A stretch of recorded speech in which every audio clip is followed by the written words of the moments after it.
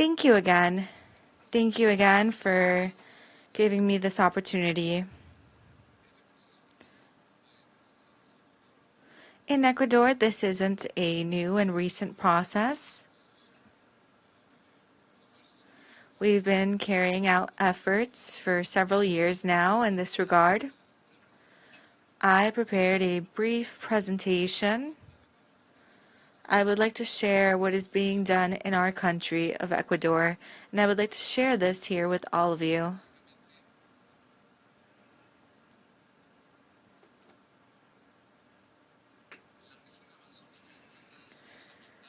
The Amazon is facing environmental challenges, and I think that most of the comments that I would like to make have already been mentioned, so I would just like to echo them.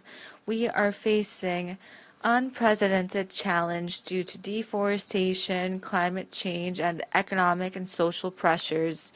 In this context, the countries in the Amazon basin, including Ecuador, are advancing policies to address these situations. The Ministry of Urban Development and Housing in Ecuador is sharing a new vision. This includes a holistic vision for the territory. The strategies are being carried out in order to create resilient, sustainable, inclusive, and safe cities. This includes our proposal for the nationally determined contributions of Ecuador, and we go on to the next slide. National urban policy focused on the year of 2036 seeks to create safe, resilient, and sustainable housing with the guiding principles of transparency, governance, democracy, and a perspective on gender, interculturality, as well as how to navigate climate change and its risks. We seek to promote effective governance through coordination amongst the various sectors. On the slide that we see here,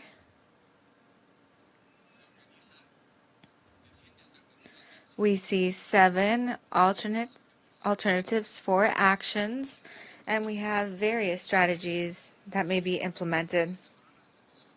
The first objective is to improve the conditions of housing, and really we want to decrease the housing deficit that we see in a variety of fashions. First, we see developing alternatives for housing. The second point is soil management for the habitats and housing. And third, we see social production. The fourth objective discusses how we can truly increase the development of these settlements by making them resilient, sustainable, with a low environmental impact. And this can be implemented through 2 actions. The first is to improve the environments, the habitats, and the second is greater urban development that is more sustainable. Next, we would like to launch inclusive and sustainable urban developments, as well as improve coordination and participation amongst the various sectors at diverse levels through 2 actions. First would be providing technical assistance to governments and local entities, and the 7th would be by strengthening the various information systems. These are the various actions and objectives of Ecuador to decrease greenhouse gases and improve the resiliency when it comes to climate change, as well as addressing the NDCs. In the Amazon, this includes the conservation of biodiversity and the pledged support to indigenous peoples so that they may adapt the solutions to their cultural needs, promoting integral and sustainable development.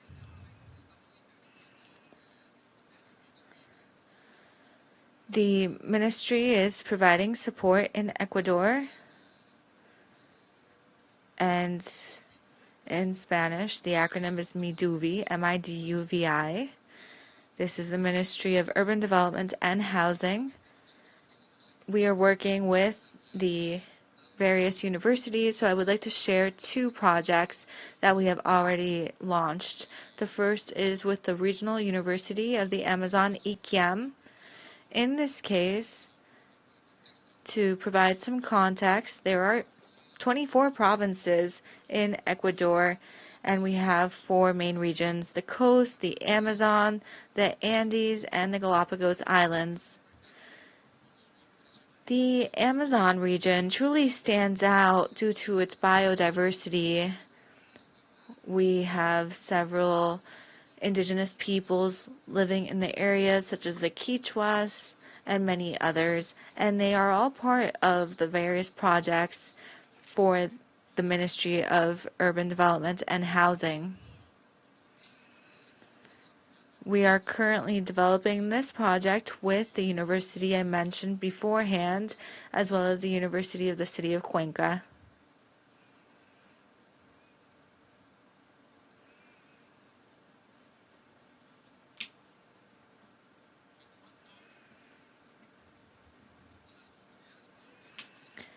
When it comes to the production means in the cities of the Ecuadorian Amazon, we have our first plan.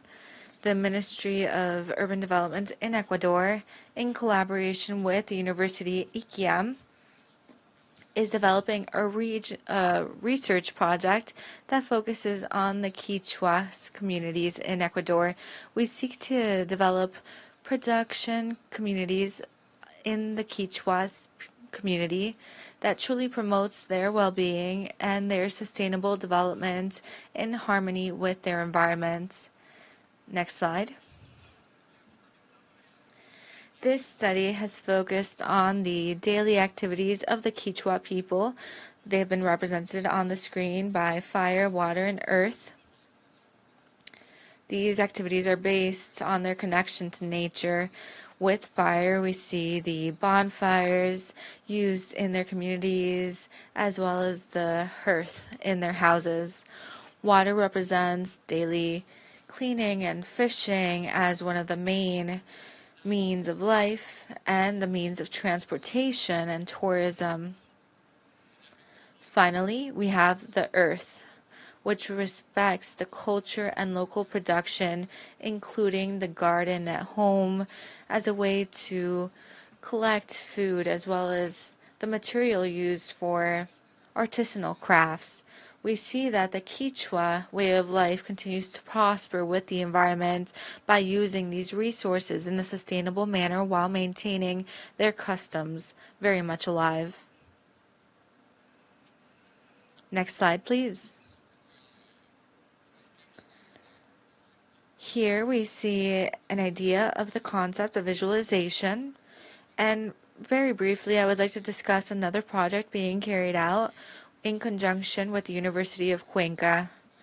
We developed a study of the way of thinking and feeling of the Shuar communities. They are based in the southeast of Ecuador.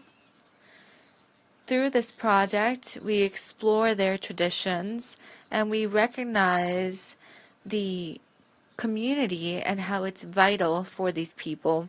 We see how their ancestral knowledge is vital for their legacy and continued existence in the Amazon of Ecuador. The traditional Shuar housing is a space that allows them to connect with the cosmos and with nature. All of the elements used in the construction of this housing includes the elements of the Shuar way of thinking and their interpretation of the world, reflecting their cultural identity and their spiritual connection with their environment. Next slide, please. And this is a brief summary of the housing. We see the takamash, the division between the male and the female. This is the internal division that they have in their housing. They live separate but inside the same structure.